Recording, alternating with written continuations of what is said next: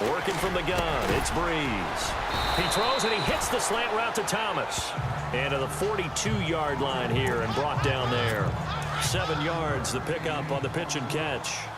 That was a nicely run slant route, and what the receiver's trying to do is make the defender think he's going upfield for a deeper route and then breaks it off, usually after about 3 to 4 steps, and cuts towards the middle of the field. And now what he's trying to do is use his body to keep the defender away from the football and get the quarterback a really nice target.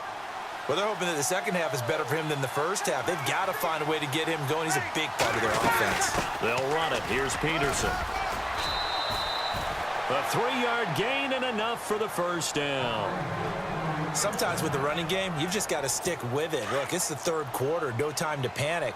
But that also doesn't mean you just do it the same way you've been doing it the entire ball game. Maybe change up some blocking assignments or run a few different plays, but stay with the overall essence of the running game. Oh, the ball comes out on the hit, but they'll say it's incomplete. Pressure, and that's certainly going to be a key to this game going forward. And that time, they were able to get in there and influence the throw. And remember, quarterbacks got to get rid of it. They don't have the tuck rule that they can fall back on anymore.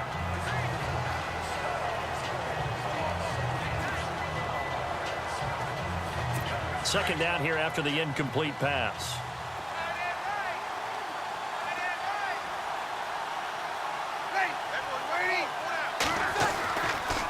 Now Breeze handing to Peterson on the draw. Absolutely nobody fooled there. He's going nowhere fast as he's stopped behind the line of scrimmage. It's a loss of 2, now third down. Well, if these guys are going to chop into that deficit, they got to do a much better job in the run game. Caught behind the line of scrimmage, no yardage to be found. And Gibbs got it.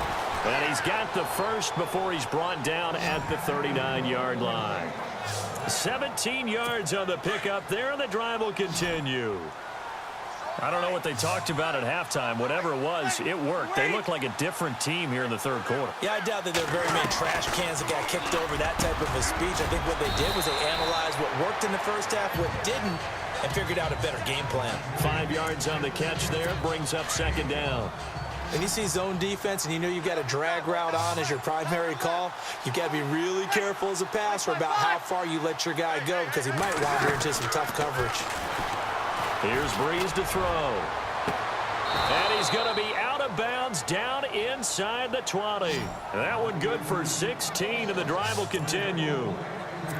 This New Orleans team definitely a second-half club a year ago. In fact, they had the best second-half differential in the NFL, plus 64. Well, I think head coach Sean Payton does a terrific job of crystallizing into half, reducing, and then going ahead and being very specific in their attack in the second.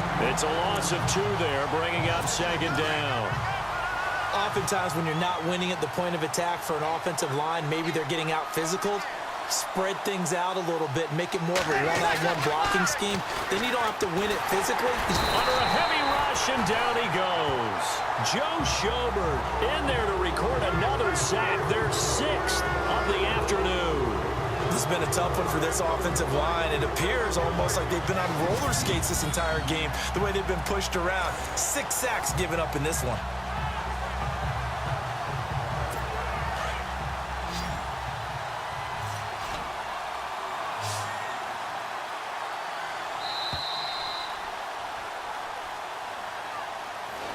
And we're back now here in Cleveland. It's the Saints who hold the football, but they're trailing as we begin the fourth quarter of play.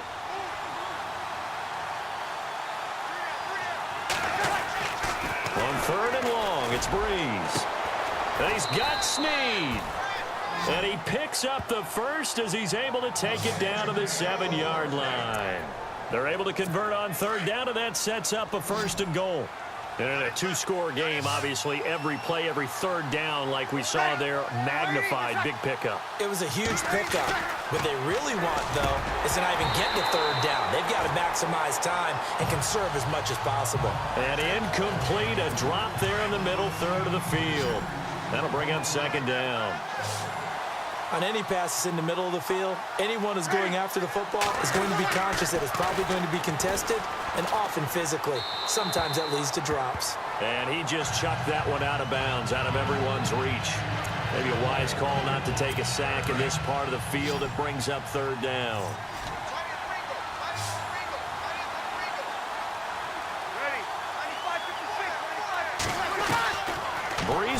third and goal. And now another one thrown incomplete. How about the defensive stand here from first and goal, 3 straight incompletion. Yeah, I think people are wondering why didn't they try and run it at least once in there. But once the first incompletion happened, it's almost like they were committed to throwing the ball from then on out. And Lutz's kick is good. And a second field goal here cuts their deficit to 14-6 now. All right, so you needed 2 scores to get back in the game. The field goal then maybe not exactly what they wanted, but it's a necessary first step. Still plenty of time remaining, but you could really use a stop defensively after the kickoff, preferably a 3 and out. There he goes left side. And all the way in. Touchdown, Cleveland. A great effort there. 101 yards. And the Browns add on to their lead. That was a special return, and it happened because he's a special returner. He has to have that approval from his special teams coach's head coach to bring it out of the end zone. But let's be honest, a lot of times when they bring it out of the end zone like he did there, they don't have approval. I mean, I think a lot of times they do, but correct me if I'm wrong. Sometimes it's just a guy getting a feel, right? You're exactly right. What's the old adage? Sometimes you just have to know when to break the rules. And if you do, you're taking on some responsibility. But he was happy to do so there. Out onto the field comes New Orleans. And they had 3 points last time, but they didn't want 3 points because they were well within range of scoring a touchdown. We'll see if they can do better now. I'm with you on that one. Let's just go ahead and be frank about the whole thing. The only one happy about the 3-point kicker. Exactly. You put him through the post. That's going to help him at contract time. But that offense, they're thinking, let's get in the end zone this time. I don't know if that helped him at contract time. You could have kicked that one through. I don't know about that. Toe bash. I don't know about that. Super toe. And incomplete there. A nice hit. Jars the ball free and brings up third down. That would have been a great catch, but it's real difficult to hold on to it because it was contested all the way. Would have been a great play if he'd been able to haul that one in. Now Breeze on third down. And the Browns pressure gets to him that time, and he's going to go down.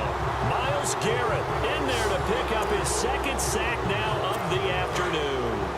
This offensive line flat out cannot handle this pass rush. We've seen it demonstrated time and time again to the tune of 7 sacks in this game thus far. Here's Breeze. He's going to loft one deep left side here. And he knocks the ball away, and it falls incomplete. The Saints' decision to go for it backfires. And now the football is going to go over, already being placed at the 15-yard line. Kessler now on first down. And he just throws this one away. Smart decision here this close to the end zone, and it brings up second down. Those throwing windows get a lot tighter near the end zone, don't they? And here's the thing. You already probably have 3 points in your hip pocket. You force a throw here and give up an interception, you come away with nothing. Especially tough. And he is into the end zone. Touchdown, Cleveland. David Njoku, a beast in the red zone with his second touchdown of the game. And the Browns add 6 to their lead. They had the lead in the fourth, but still passing. Finding the big target for the touchdown. Now that lead grows even more. Everybody gets to join in the fun. You know, it doesn't have to just be the wide receivers catching touchdown passes. The tight end doesn't just have to do just the dirty work inside. He gets a chance to get into the end zone as well. Here's Parkey now, set to kick it away. That's fielded in the end zone. And no run back here. This will be a touchback, and it comes out to the 25-yard line. Now the Saints offense, they get ready to go back to work here. And last time this unit was out here, costly turnover, and then that turned into 6 points. They've got to make amends. And how many times have we sat in meetings with coaches and they use the term complementary football? Offense take care of the defense, defense take care of the offense. That didn't happen on the last possession. This is a chance for them to pick themselves back up and help their team. Yeah, we'll see if they can recoup and recover. Decent start to the drive, but let's face it, they need a lot of things to go right in a short amount of time, down 3 scores. Yeah, they're going to run their 2-minute offense here in this game, but this is for future games. Can they get better and be ready for the next time?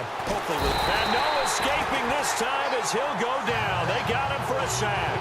Desmond Bryant busting through to get him for a loss of 6. The amount of sacks that they've absorbed in this game is absolutely extraordinary. Let's just face it. This offensive line, flat out, cannot handle this pass rush. It's been demonstrated time and time again. Brought in left side by Snead. The completion good for only 6, and that'll bring up 4th. You got the big lead defensively.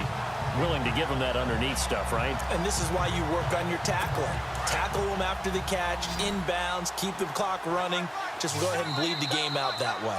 Time for a break. We'll come back and wrap up garbage time after this.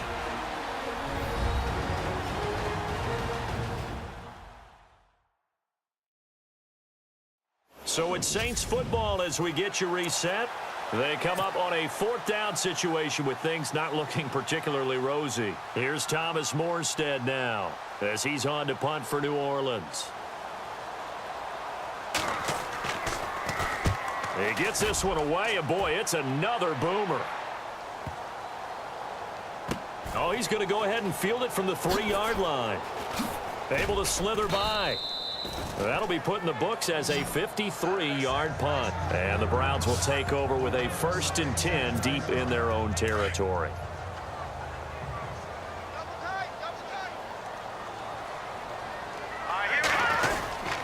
They begin with a run by Crowell. And some room for him there as he'll take this up to about the 15. And give him 4 yards there. It'll be 2nd and 6. Tough running there. That's a hard-earned 4 yards. Yeah, those are the unsung kind of runs. They don't put up the stat sheet, but they do set you up in good position on 2nd down. That's Njoku over the middle. And he's brought down after a good gain. 23 yards on the play.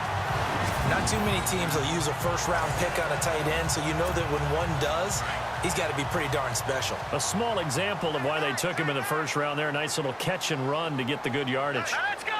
Green, A 1st down carry now for Crowell. And the 2nd wave of tacklers is going to get him as they stop him behind the line. It's a loss of 5 there, bringing up 2nd. So statistically, both of these offenses having a rough time getting a running game going. But, boy, what a nice play there defensively. Tackling him behind the line, but you're right. You look at the numbers. And a big loss here as he's taken down. Sheldon Rankins. He's the one who finally gets him down for what will wind up being a loss of 16 yards. Kessler now to throw. And he can't quite pick it. No interception so far. That probably should have been their 1st, but at least it's 4th down. He's lucky to be getting that one back. After what they've done with him all day long with all the targets trying to go after him, he's obviously gotten smart, and his pride has kicked in. Made a terrific play.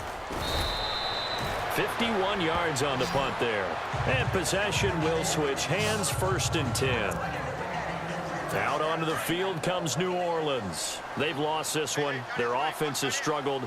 Do they try to put together something here at the end just to take into next week? Yeah, sometimes teams want to do that, and coaches want to. I remember one time I was on a team.